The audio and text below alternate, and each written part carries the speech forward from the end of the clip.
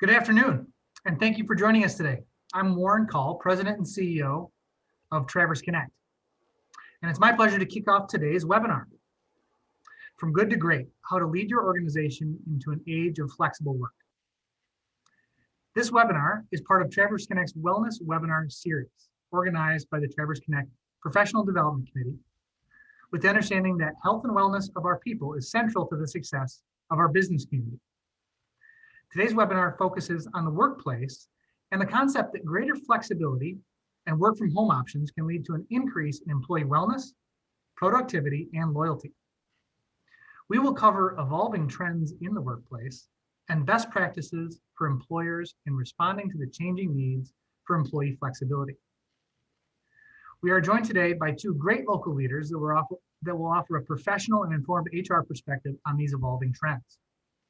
First, I'll introduce our speakers, and then we'll go into a discussion touching on some key themes for flexible work, followed by your questions. Now, to submit a question, please use the Q&A button located at the bottom of your screen. Your question will be addressed at the end of the webinar, and we'll try to cover everyone's questions as time allows. Today's session is being recorded, and it will be posted to the Traverse Connect YouTube page within 24 hours. So you can watch it again and share with your network. And again, as we're letting everyone in, again, this is From Good to Great, How to Lead Your Organization into an Age of Flexible Work. With that, it's now my pleasure to introduce today's speakers, Tiffany McClyde and Gretchen Overbeek. First, Tiffany. Tiffany McClyde is the Associate Vice President of Human Resources at Interlochen Center for the Arts. Tiffany joined Interlochen in March of 2020. In her role, Tiffany further develops ICA into a destination employer that strives to retain and recruit the best and brightest employees. Her key areas of focus include attracting qualified and diverse individuals by creating recruiting strategies that promote Interlochen as a destination employer and targets diverse demographic candidates, and retaining employees through a culture of employee engagement, wellness, diversity, and inclusion. Tiffany attended Rose-Hulman Institute of Technology when the school first admitted females to the all-male engineering college, sparking her passion for diversity, equity, and inclusion. She later transitioned to the Kelley School of Business at Indiana University, where she received her bachelor's degree in human resources and business management. Tiffany also completed her master's degree in human resource development and administration from the University of Indianapolis. Tiffany came to Interlochen from DeMar Services in Indianapolis, Indiana, where she had served as the organization's Chief Human Resources Officer. Welcome, Tiffany. And Gretchen. Gretchen Overbeek serves as Vice President of Human Resources for Hagerty. In this role, she oversees the strategy and execution of recruiting, global compensation, payroll, benefits, wellness, team member relations, and performance management programs. Working closely with our other leaders in the business, Gretchen ensures Hagerty team members continue to evolve and grow within the enterprise while keeping a strong, people-focused culture. Over 25 years prior to joining Hagerty, Gretchen gained experience in a number of management positions in human resources. She has been responsible for managing recruitment, payroll, compensation, policy, international human resource mergers, benefits, safety, and workers' compensation. She's also held roles related to employee development and culture management. Gretchen holds a Bachelor's of Arts degree in Spanish and secondary education with a business administration minor from Adrian College. She also holds a certification in coaching for performance training, a yellow belt certification in Six Sigma, and as well as a targeted selection interview training. Gretchen and Tiffany, thank you for joining us today. It's a pleasure to have you. Thank you. Thank you. We have a lot to cover, so if you're ready, I'll dive right in.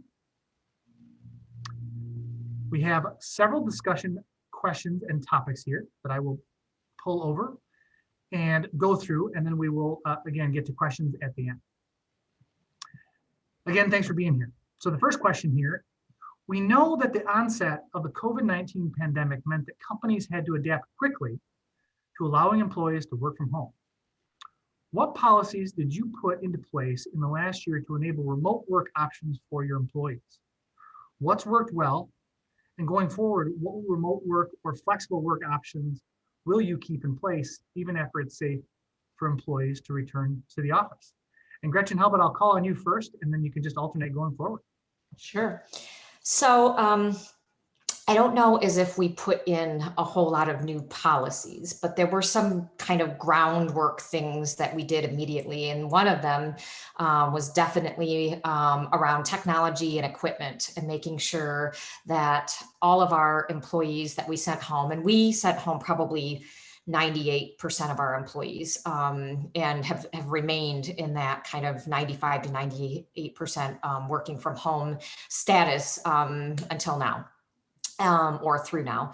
But we wanted to make sure that they had the technology and the things that they needed to function well and to be able to do their job. So that was kind of first and foremost. And I would say in addition to just making sure that they had what they needed, we increased what I would call help desk support. So I got all this equipment at home, but how do I set it up? What's this, router go to? How do I get this plug in place? All the things that we don't really need to worry about when we're in the office. We wanted to make sure that kind of those baseline needs were met. I would say another thing that we did early on that worked well for us was really amping up our communications.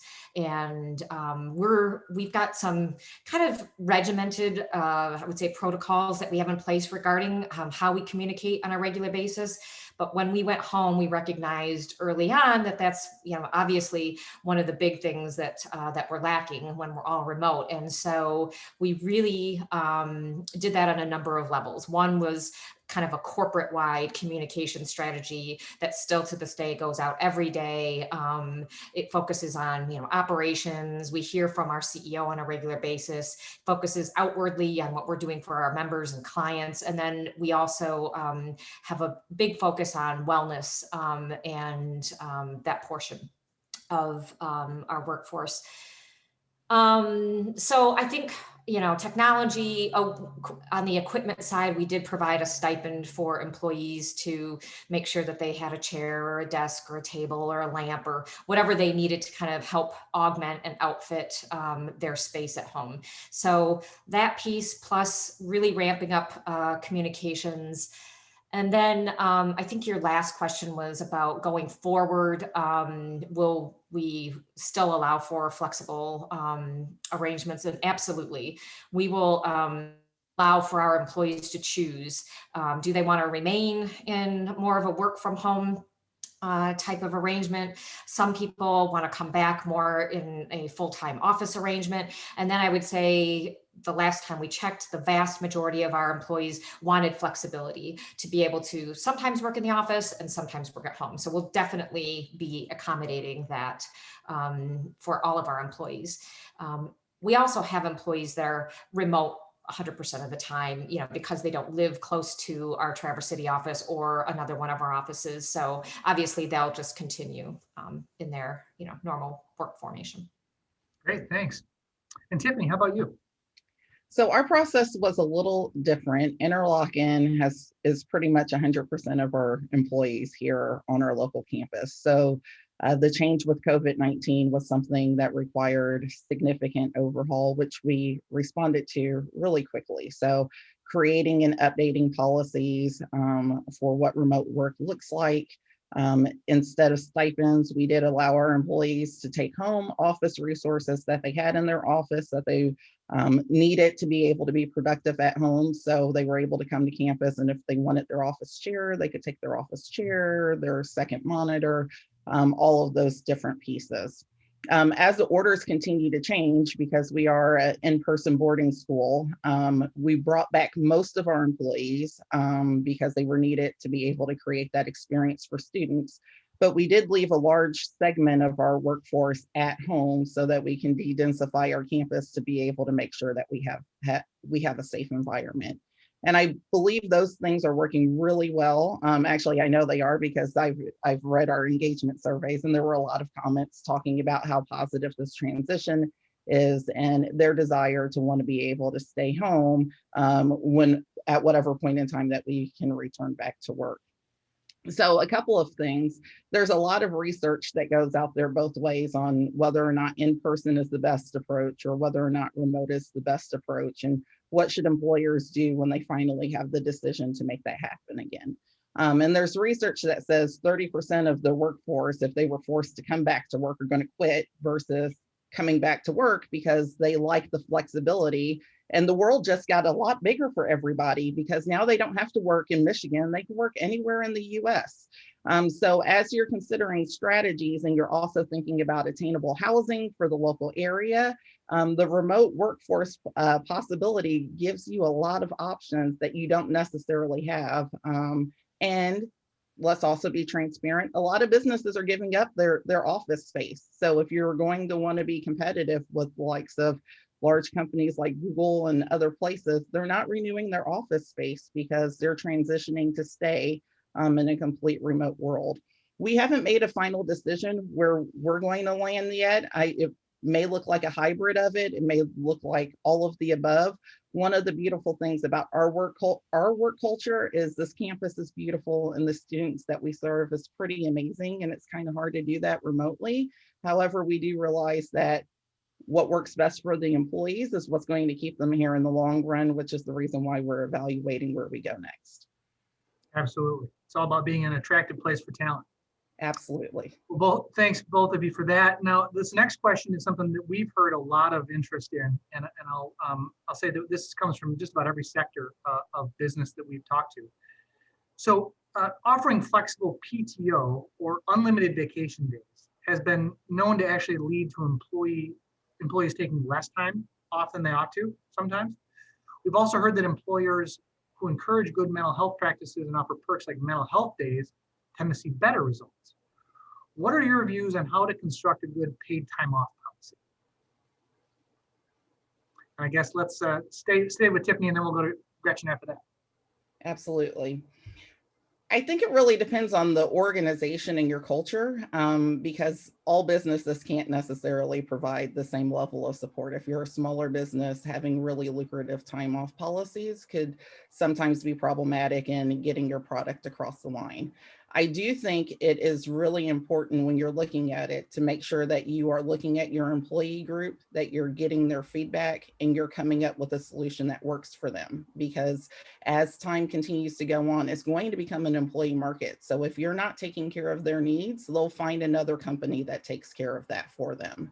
Our plan isn't unlimited, but it does have a lot of flexibility in terms of what your vacation time looks like, sick time policy that actually has like a cap of 720 hours. So it allows people to really accrue that time for when something happens, and having that flexibility to do that. And then even taking the sick policy a little bit further and allowing flexibility, not for it to just be for your own physical health, but also for taking care of the needs of your family. If you have a family, kids, spouse, parents, being able to use that time to be able to take care of the needs, because that's what's going to be important. And if you can't take care of your family, you're probably not going to be really focused on your work at that particular point in time. So we continue to adjust, and we are really emphasizing taking time away is really important. It's been really hard for employees to do that right now because most people are used to, when I take a vacation, it's a vacation and I'm going somewhere different. So I don't want to use my vacation because I can't go to all of the fun places that I normally go to. But reinforcing that even though you're not going to your normal location, taking time away to recharge, do things that are important for you is extremely important. And we've made some changes in our policy to allow for people to do that a little bit more, and emphasizing to them, please take time away. Great. Yeah, I think to kind of piggyback off of what Tiffany said, I would agree. It's about the flexibility and really talking with all of your employees individually about what their needs are. We as well do not give unlimited time. However, over the last couple of years, what we did change was, and this was pre-COVID, we merged our vacation time and our sick time. So now it's just one bucket and it's just paid time off. And for us, that once again allows for additional flexibility. It doesn't matter why you're using the time, we want you to use the time. We also, during COVID, did carve out separate PTO for anything related to COVID. So we have said, if you are sick because of COVID, or you are taking care of somebody, you're the primary caregiver of somebody who is sick with COVID, then we've kind of sanctioned that out. And so it does not affect their normal PTO.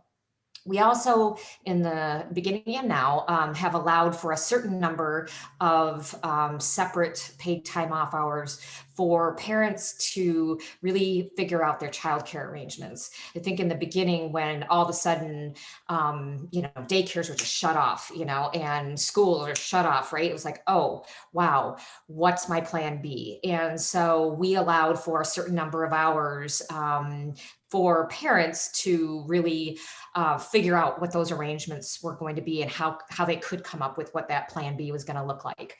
I anticipate that we will also allow for this kind of carved out time away for employees to get vaccines should they choose to do that. So that's just kind of a little kind of side bucket for stuff that is related directly to COVID. The other thing that I will also emphasize about what Tiffany said is really looking at vacation time or PTO time differently right now and having the conversation with employees. We've got lots of employees that their banks are just increasing, right? And they're not taking that time, and you just have to reframe it where it, like Tiffany said, it might not be this, island vacation in the Bahamas, but you need some days away just to regroup, to spend time with your kids, to be with your family, to get outside, whatever that is. And so just talking about that with our employees and making sure that they are continuing to separate and get out of their home offices. It's so key right now. So that would be the other thing. And then I think on the last point is, on the flexibility side, we allow, if you're a leader in our company and you see somebody struggling, or somebody's, just they have a crisis on their hands, or whatever the case might be, just talking to them and allowing for that time off. And we don't specify, like you said, Warren, a specific mental health day or anything like that, but it's critical that we're just making sure that we're keeping in very close contact with our employees. And if they need some time, that we just give it to them, whether it's PTO or not. Sometimes you just need to, take the afternoon, make the break. We need some space right now. And I think that's just a very individual thing, and a very kind of one-on-one, when somebody just needs a few hours away to maybe regroup, get some fresh air, be with the people that they love, and get away from this Zoom screen all the time. Yeah, absolutely. We've all been dealing with an incredibly uncertain and stressful situation. So I think that the concepts of recharging and giving that downtime are so important to our employees right now. Now, we've also heard a lot in the news about the impact of the pandemic on women in the workforce. So that's the topic of this next question. Allowing flexible work options can greatly encourage and support more women in the workforce, especially new moms. For example, allowing for school pickups, good lactation facilities, and non-traditional work hours can empower women to stay in the workforce. On the flip side, we know that juggling work-life balance while working from home is especially challenging for women, and that the pandemic has hindered efforts for more gender parity in the workforce. What have you heard from female employees in your organizations about what has helped or hindered them when it comes to the work-life balance and staying in the workforce? Want me to start? Sure, Gretchen, why don't you go ahead? Okay. This is a huge issue. It's a big issue for all of us. We at Hagerty have a young workforce. We've got a lot of new parents. And I think aside from being able to, offer on-site full-time daycare, which we haven't done at this point, we recognize that this is something that we've got to keep close to. And so, again, I think it's reaching out because it is such an individual need and such an individual situation for each person. And so really taking kind of that proactive step to reach out to all of our parents, having our leaders, making sure that they're touching base, and just asking, what is it that you need? What can we do to help you right now? And it has been everything from, I need flexible work hours. Great. Maybe somebody, has worked it out where they need to take off from 10 in the morning till 2 because that's the time where they need to be with their kids. So maybe they can work earlier in the mornings and they can work later in the evenings. If that works, great. Some of our employees, maybe they just needed to work a few less hours. I would take 28 hours, 30 hours, anything over losing somebody just because they can't put in the 40 right now. We've got to really kind of mesh to what works for them. And if I can, if we can work out a schedule that it's like 30 great hours of work, that's great. We'll take it, and we'll work through the other issues that might arise, but really just trying to be flexible. I talked before about giving some time away to figure out backup plans. Sometimes it's just as simple as talking through, hey, have you thought about your backup plan when the school's shut down or when a daycare isn't available? How can we, help you through that? Is there, something that we could do that you might need additional flexibility during those times where you don't normally need it? The other thing that we've done, and I think has been helpful, is we have some kind of new moms groups or new parent groups, new mom mentors, so that it's not, you're not in this alone. There's a lot of people going through the same things, and having those new parents have forums where they can talk amongst themselves, they can share good ideas. Maybe they've got ideas about, childcare solutions or daycare opportunities. I see a lot of on our kind of our internal channels information going back and forth about these different topics that are very relevant for new parents. So putting new moms and new dads in touch with each other to kind of feed off of each other of different solutions. We're not going to be able to come up with all the answers, but I think it's making sure that they understand that they're not an island out there, and that we are truly here to support them, and we will try to do whatever it is that we can to make sure that we retain them as employees. Great efforts. Tiffany, how about interlocking? A lot of what Gretchen said is just, I mean, it's really important. I think one of the most important things, and especially right now, is to make sure that your workers feel supported. And it really is a communication, because all of the baggage that they are holding on to, trying to balance everything in their life, especially now with the pandemic, it's a really emotional time for a lot of people. I'm trying to balance my job. I'm trying to be a teacher because I don't know if school is in session or when it's going to be called off. And just becoming a teacher in and of itself has now consumed another 6 to 7 hours of a day that was already jam-packed. So understanding that's where your workers are at, having conversations on what can we do to help support you, helping work through plans and strategies on when a school system closes out, knowing that there isn't a YMCA or a daycare or all of these other resources that you had before. What kind of plans and strategies can you put in place? Really takes a lot off of people's shoulders and validates that you understand what they're going through, because it's a really stressful time for a lot of people. The other thing that is starting to be interesting, at least for me, given how long I've been in this area, is that it generally almost always impacts women. I'm a mom myself. So just your support of wanting to be with your children and providing a support system for them. But fathers are stepping into this role as well. So watching fathers also juggle all of the schedules and being in this different place and trying to figure out how to do these. So when you're creating strategies, it is important to support your new moms and have programs that help, but also keep in mind that the world is changing and fathers are equally starting to play a role in their children's lives as well. And you don't want to lose them either. Absolutely. Great points. As we transition here, one of the things that you've touched on a little bit is that really key need for support, supporting your employees. Can you discuss some of the ways for employers to gain a better understanding of their employees' work styles and the differing needs when it comes to getting their best work done? For example, some employees thrive during concentrated downtime while others need the buzz of a busy office. How can greater understanding of employees' work styles lead to happier, more productive employees? And Tiffany, why don't you kick us off on this one? So this is where your supervisors and your leaders within the organization and the support that you provide them really plays a critical role in the organization, because your employees are supervised by somebody. As you're creating these structures and these policies, your supervisors are your first line of attack. So ensuring that the supervisors have the right tools to understand what kind of frequency does my employee need.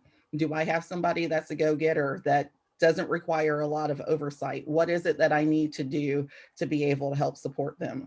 Conversely, you can easily have an employee that requires a lot of interaction. They're that disc profile, your high I, that requires a lot of interconnection with other people, and how you just leadership style to ensure.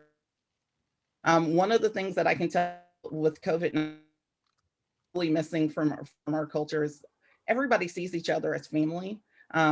And they love being around each other. And right now, the pandemic is really making that hard on people to have those same interpersonal connections when you eat in the cafeteria together, or when you're walking to a hallway and you would normally have all of these items. So what kind of things can you do as an organization to provide those opportunities to still happen? We've tried to enable some of this virtually. And a matter of fact, we hosted our first virtual Christmas party, which was really difficult when you think about how much you like being together and having all of that time together. But creating those opportunities for people to still connect to your mission, to be able to connect to others, is really critical. And your managers are definitely going to be a key factor in that, and understanding their employees and meeting them where they're at. Great, like getting the whole team engaged in the process. That's a great point. Gretchen, from your point of view. Yeah, so I think work styles are, they're an interesting thing. And I think we all probably have the one that we might gravitate towards as where our comfort zone is. We have some people who, like Tiffany said, just want to be interactive all the time and need kind of that buzz of other people to thrive, right? And then there's others that love the heads down in a cubicle or an office or an enclosed space, no distractions. And that's great. And talking with your employees about what those styles are and what they prefer is kind of maybe a level setting. But then what we have to think about is the demands of what's going on in their life and the demands of what we need from the position. And those things are changing all the time. And so allowing for those changes. For example, we surveyed our employees, way in the beginning of this pandemic, about what they wanted. And I can guarantee that 6 to 8, 9 months later, what they need or want is probably different. If you are a young parent and you've got kiddos at home, no matter what your work style is, you might need to be in more of a work from home environment for a while to manage, both sides of that equation. If you are starting a new role, you might need to be more interactive with your team and want more of an in-office type of environment. So I think the demands of the role and the demands of kind of what's going on in your life are going to change. And as employers, we've got to be in tune with that and allow for as much flexibility as we can. And know that it's going to change on a regular basis. It might even change on a daily basis.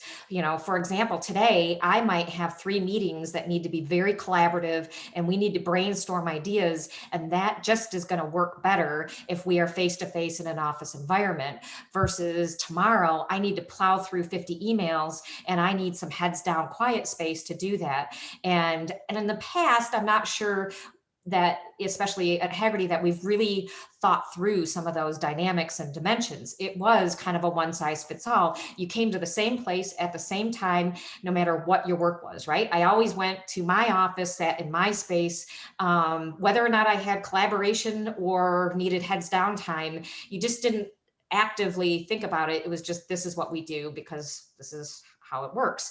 Now, I think once again, maybe a silver lining to the pandemic is really thinking constructively about what is it that I need from my position or the work that I need to get done, and what's going on in my external environment that's affecting that as well. And then working with your employer to have the flexibility to do different things, whether it's, that day, that week, whatever. The other thing that I think we're doing at Haggerty is being maybe a little bit more intentional about our space. So creating some different spaces so that we can accommodate these types of work differences in work styles, where before, like I said, it was everybody kind of had their space that they came to, no matter what type of work style they had or what they needed to get done that day.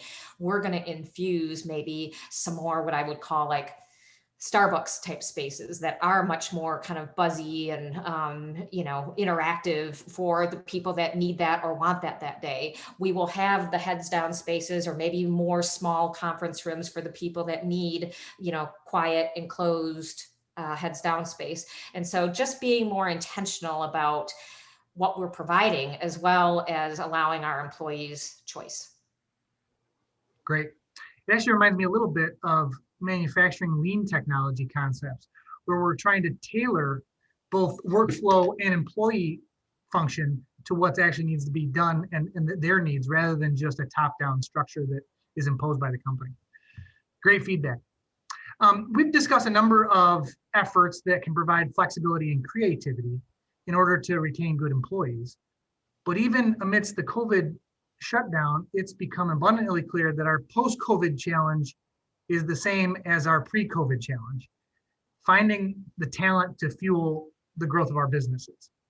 So beyond retention of great employees, which is obviously job number one, we also need to attract talent. So this final question is really centered around that. One of the issues cited by our local businesses is a need to attract new talent. And much of that talent tends to be mid-career professionals, broadly speaking, kind of the millennial age group right now. And one of the top three things that millennials want at work, is flexibility, with an increasing number of people who say flexible work arrangements are a very important factor when considering a new job. Taking that into consideration, what would your advice be to local business owners as they seek to attract new talent to their companies and to the Grand Traverse region as a whole?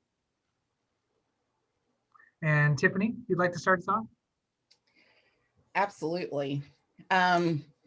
So every time I hear millennial, the first thing that goes off in my head is my brother, who happens to be a chemist working at Eli Lilly. And he is probably one of the people I would say is the epitome of this flexible working. Wants to have an office where he can have his office anywhere he wants to. So whether it's in his home, whether it's he wants to be in a different state, there's just the flexibility for him to take care of what he needs to do for the business, but it doesn't impede on any of the things that he wants to do in his personal life. As an employer, it's really important to make sure that you are creating an environment that your employees can thrive in. That's ultimately what they're looking for in the recruitment process. They're listening to, how are you going to take care of me financially? How are you going to take care of my benefit needs? How is my family going to align with all of these options? And how is this going to fulfill me and all of the goals that I have in my life? And if the answer to those are no, it doesn't work, no, it doesn't work, no, it doesn't work, there's a lot of employers out there looking for the right talent, and they'll go to the company that hits and fits all of those needs for them. So as you're designing your strategies and as you're designing your culture and figuring out who you want to be and who it is that you're trying to attract, in particular, I think three things that I've actively been working on in all of my recruitment strategies is attainable housing, especially if the talent isn't here local and they need to be here in this environment. How is it that how will they find a location? Because right now our housing market is really hot and extremely attractive for people. Attainable daycare. right now, we've had several employees express, especially new moms, how long it takes them to be on a waiting list to figure out how to get their child into a daycare so that they can figure out how to work. And that's a lot of stress for anybody that's trying to start a family, and more than likely something that would make me go, yeah, that's not where I need to be. If I have to worry about all of these things, I'll figure out another location that can take care of that for me. And then once again, balancing all of the different work needs that people have and being really flexible to all of those strategies. And another thing that I've been hearing a lot just from people that have recently relocated in this area is just once again noticing the diversity levels, especially if they've come from a larger city, making an adjustment to an area that doesn't have the same level that they're used to experiencing. So as employers, and as we're thinking about bringing the best and the brightest here, developing it here locally and bringing it from other areas of the world, those areas are really hot issues that companies have to work through and develop strategies to be able to help make that happen. Absolutely. That's a key issue that we have to address as a community. Gretchen, your perspective. Yeah, I would agree with all of what Tiffany said. I do think, and I think Tiffany mentioned this at the very front end of this conversation, that the net just got really wide right now as well, if you don't need somebody on site. So if we can allow for complete flexibility, like Tiffany's brother that wants to work whenever and wherever they want, then that is just allowed us to really open up the floodgates of where we can be recruiting from. A lot of times I will say that I find, people, especially in the millennial group, do fall in love with areas like Traverse City because of all the other, things that we have to offer, but we don't have to necessarily always be tied to them coming to the area. If they are a position or somebody that we absolutely do need in the area, then Tiffany's top 3 are my top 3 as well. A couple other things that I thought of when I was reviewing this question. I think that allowing for this huge level of flexibility and working from wherever and whenever only works if you have a company culture that really is founded on trust.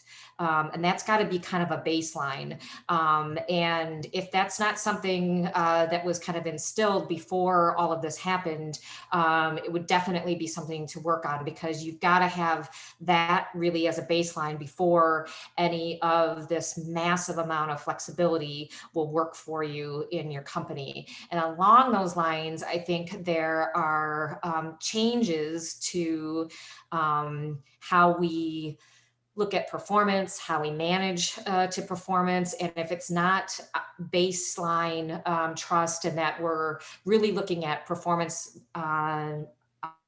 results and not, did somebody show up to their workspace that day, that can be a shift for some of our leaders and some of our managers, and something that I think we've got to train to and talk through. And then again, emphasizing what Tiffany talked about, it's really establishing, even when we're allowing for flexibility, people living or working from wherever, maybe coming in sometimes or not all the times, then how are we establishing those engagement touch points and that need for connection to who we are as a company? And I think this is going to, the onus is going to be on us to be more purposeful and intentional about how we create connections, how we create that engagement, that communication, when it's not as easy as everybody just, we're all here every day and we all come into the office and it was natural, right? We're going to need to be, like I said, just a little bit more intentional. And it's super important because that is kind of the foundation of who we are as companies. And when Tiffany talked about, that family atmosphere, people really wanting, enjoying being together, when it's not natural or it's not just easy, it's gonna take a little extra work, but well worth it. Yes. Almost a full reinvention of really what the workplace is. When you talk about the trust of employees to accomplish a task rather than to be at a certain location and schedule, and the responsibility of the employer to really foster that new environment of teamwork in obviously a much changed situation. Well, thanks to both of you for that discussion. We do have several questions that have come in from the audience that we'll get to. For anyone that's watching, if you do have a question, you can submit it in the Q&A function at the bottom of the screen. We'll try to cover as many as we can in the next couple of minutes. So with these questions, please, Tiffany and Gretchen, take it wherever you'd like to, and whoever wants to jump in. The first of these is, do you worry about culture erosion with continuing remote work beyond the pandemic? I can start off. For me, I would say yes. There's just something that is really magical about seeing your mission at work. There are things that being at home is not the same experience with being at work. So for example, when I'm at work and kids are singing in the courtyard, or, basically having a live concert, those are things that you don't necessarily get when you're at home. That really connects people to why are we here and why are we doing the work that we do. I do think it is important to figure out, how do you still keep people connected to the mission, though? That was one of the things that we did with our virtual holiday event. We had recorded performances that we embedded in our conversation. So although people were unable to see them in person, they were still able to see and experience those performances and hear and see, why are we all working and doing the things that are so important. So although there could be some, it does put a lot of onus still, once again, back onto the employers to reinvent, how do you create a culture that's inclusive. Inclusive is a really big thing, because actually with the way the world has changed, it's a little bit easier to be more inclusive and paying attention to whose voices aren't being as loud or aren't having the opportunity to participate. And how do you bring them in? Because now you have all of these different tools and resources that you may not have necessarily been using before. So yes, it may be a little bit harder, but there's still a way to do it. And it just takes a little bit more work and a lot more thoughtfulness on how you go about and you set that up.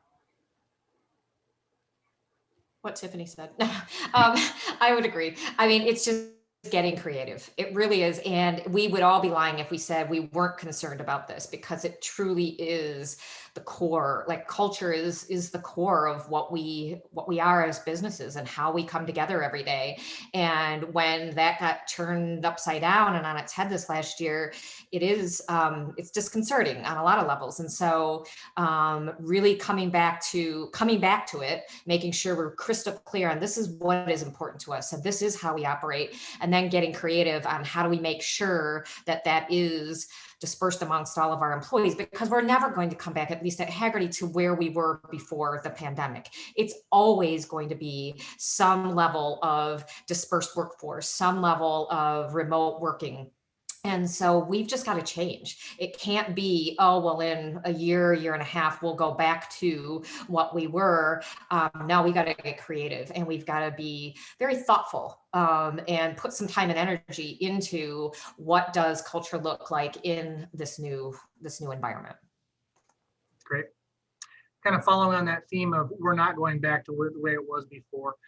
This next question is covering an infrastructure issue that has been a key topic in our policy discussions with state and federal officials. Was internet connectivity an issue for any of your employees? And when they started to work from home, and how did you help solve those issues? I'll jump in. Yes, it was. And it is really hard to imagine that this is still an issue. And I will be honest, we were shocked when we had employees call us up and say, hey, I just can't work from home. I don't have an internet connection that supports this. So after the shock wore off, we were once again flexible. Some people were able to, go to a family member's house and work from there temporarily. Some people we did allow to come back. We made exceptions and made sure that we had the safety protocols in place, but we allowed them to come back into our offices if that was a stumbling block. We wanted to make sure that we removed that. But yes, there are a number of people in our current workforce that cannot work from their home office location because of their internet connections. Tiffany? I was fortunate to not hear a lot of problems with connectivity. That we do have a segment of our workforce that just can't be remote because of the type of work that they do. For our professional staff that do have the capacity, I think a lot of them, especially with the equipment that everybody has, didn't really experience a ton of problems. I would say I was probably the person that it felt like had the most, because coming from Indianapolis, I'm not used to being anywhere that you don't have a strong phone signal or internet signal. And my house happened to be neither of those things, which was a really hard personal adjustment for me. But being a company resource and knowing that this is what you need to do to be productive, it really is up to the organization to come support their employees and meet them where they are at to help them. So whether that's a mobile Wi-Fi spot that actually does work in that area, whether it's creative scheduling to help get them around the resources when they need the flexibility to do it. At the end of the day, you need your workers, so you need to support them in that journey. Right. Anything that needs to be done. Anything that needs to be done. Along with those lines, though, it's obviously a little bit difficult working from home when those boundaries kind of get a little blurry, right? So this question: how are you helping your employees set up boundaries? Our home has now become our workspace, and folks are working longer hours, not turning off work, and working when sick, not necessarily COVID, but maybe a little cold, because the worlds are colliding. So how do you deal with that? I guess I can start. It's really hard.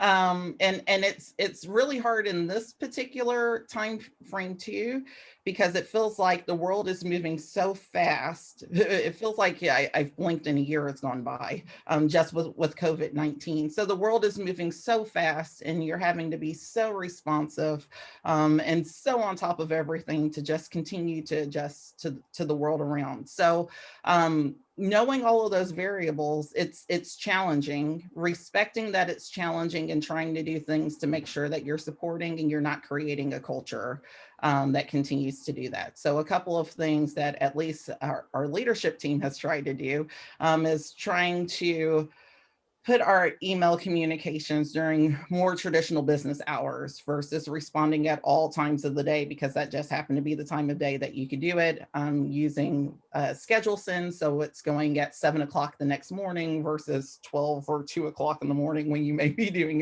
your email communications. So you're not creating a culture that makes people think that just because that's when you're working, they have to work and respond at that particular period of time. It's being overly it's being very communicative to your teams to go, we know this is different. I want you to adjust and make sure that you're balancing and paying attention to what your team is doing. So when I start noticing emails are coming out too late at night, or being I don't want you to respond at this particular point in time, please respond first thing in the morning. Those kind of things create good role modeling to try to make people balance when it is that they need to respond and not go, oh, I see my boss is working a ton, so I need to work a ton too because I'm not pulling my weight, and I don't want them to think that I'm not pulling my weight. So making adjustments like that is really important, but also realizing that this year is really like no other year. And just trying to also make sure that you're taking care of yourself as well is really important too, so it doesn't transfer to your employees that you supervise or the work culture overall. Great. Gretchen?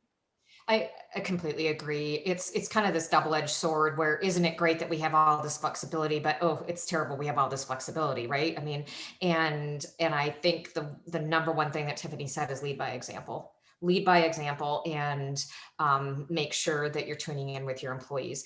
If you don't want them working at midnight, then don't send them emails at midnight. It's just and making sure that you're really, we keep talking about it, but like the theme is communication. If you're not one-on-one on a very regular basis with each and every one of your employees as a leader, and just tuning in to, hey, I saw this. Hey, have you taken a break? Hey, you haven't been off in a while. Your kid was sick. Why don't you just take the rest of the afternoon? Whatever it is, it's just really being in touch. And you have to take the onus of creating those boundaries for your employees, and making it okay. Yeah. Anecdotally, we had here at the Traverse Connect team, we had a teammate who suggested putting an alarm clock at 5:30 p.m. to remind herself to shut the laptop. And I actually stole that idea and tried to use it myself. I think it is good to try to set boundaries and set those good examples. This question I think is a great one because it refers to new employees. So how do you connect new employees into the culture and recognize those employees and new and existing employees' great work in a virtual world? Recognition is hard. Yeah, I'll take this. We've had a lot of new employees in the past year, and I think it's, once again, I'm going to go back to communication. It's kind of amping up the touch points that we may have not done before, because we're in this. We're not only bringing new people on, into our company and our culture, but we're bringing them on without seeing them face to face, without bringing them into a physical location, and so it's really amping up the touch points of when we're communicating, what we're communicating, how often we're communicating, even before their first day. And so we have really reimagined our onboarding processes. And when I say onboarding, it's everything from the offer letter all the way through first day, through kind of the first 6 months. And what does that look like? Because it needs to be different right now because of exactly what you're saying. New employee coming into a virtual environment. We've got to once again be purposeful about how we're letting them know what our culture is, how we're letting them know how they fit in, how we're letting them know what our business is and who our members are and what our clients are, and all of those types of things. So it's just, we really took a hard look at that and have really amped up our efforts in that whole onboarding process. I would also say making it very personal. So it can't be just kind of a one size fits all type of communication or onboarding strategy. It's got to be tailored, and some of that revolves around the leader and the department and how they're interacting. But it's got to be tailored to that specific person. They've got to feel the connection without walking through a doorway, without being involved with their employees or their group, so to speak, their team every day. So those are some of the things that we've really, really worked on in order for people to feel good about the decision they made. The last thing you want is for that, onboarding cycle to spin into an employee leaving because they didn't feel like they belonged, or they didn't feel like they had a connection to somebody in the organization. So I would say it's difficult, and you need to think about it. I would echo that. Actually, we're doing a lot of redesign process right now because we haven't been doing a lot of hiring in the COVID-19 period, which has given me a great opportunity to revamp a whole lot of different things, including our recruitment process and onboarding. I think it's really important, as Gretchen said, onboarding is not just getting somebody in the door and then saying, see you later, good luck. We know you can do it. That's why we hired you. It really does take somebody a good 6 months and sometimes up to a year to really get invested into your organization, understand the culture, understand all of the different rules. If you think about their first week, it's like drinking out of a fire hose. How much are they going to really retain in that period of time? So having constant touches, updates is really important. I think the other thing that telling us is that they want an organization where they feel like they belong. And what are you doing to make them feel like they belong? Because they belong, they're going to figure out where to go to fit that need. And that's getting them in contact with people. That's making sure the organization knows who they are. Especially now, you have to be more intentional to introduce somebody new so that people know this new person exists and that they can shower support and love and say, welcome to the family, even though I can't see you right now at this particular moment. You have to be extremely intentional in all of those pieces, because right now, if you just think about all of the things that you're dealing with in your personal life, they're dealing with all of those things, and starting a new job is just one more stressor on top of all of that. So to what extent you can know that we're happy you're here, let's embrace you and bring you on board, you really do belong here, here's all of the resources and support you need, the longer that they're going to stay with you and be a part of your family permanently. Absolutely. Great advice. We've got time for one more question, and I'm going to paraphrase a couple of that have come in and kind of put them together. after the last year, everything that we've all gone through, do you see kind of an ideal blend of how much should be from home, how much should be from the office, or what that perfect balance of hybrid is? Do you think we've learned anything about what it looks like going forward? I can start off with that. I think the answer, once again, is going to be if you're trying to do what's right for your employee, there's not going to be a perfect answer because everybody is at a very different spot within their life. They have very different needs. And if you're going to be an organization that's supportive, you're taking into account all of these different balances and you're making sure that that flexibility and the support is there so that people can get what it is that they need to be able to thrive. Because if they're thriving, they're committed to you, they're committed to the mission, they're performing at high levels, and you're winning across the board.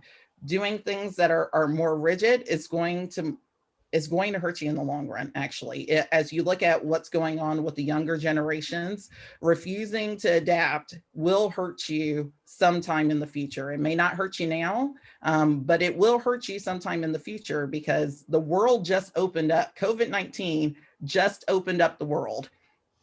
I can work anywhere in the US. I don't have to be here locally. So I can figure out any company in the US, be at my home, be wherever it is that makes me happy, and do what I do best and do it for the company. So if you want to keep the top talent, you're going to have to figure out how do you start building in flexibility and meeting your employees where they're at so that you take care of them. Great points.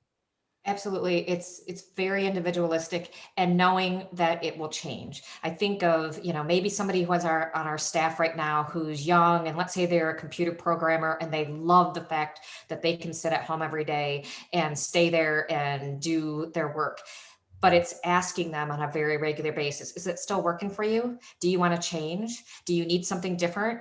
And adapting again, because maybe in 6 months, they've changed their mind. They have a different home life situation. They had a roommate move in and now they want to be in the office because they don't want to be home, whatever. And it's that continual adaptation, that continual line of communication. There is no one size fits all. Absolutely.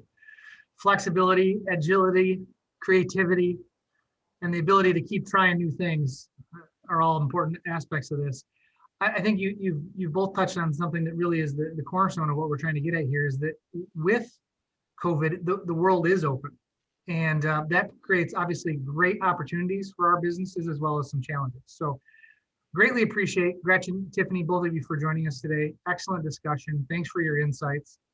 And thanks to everyone who was able to join us today.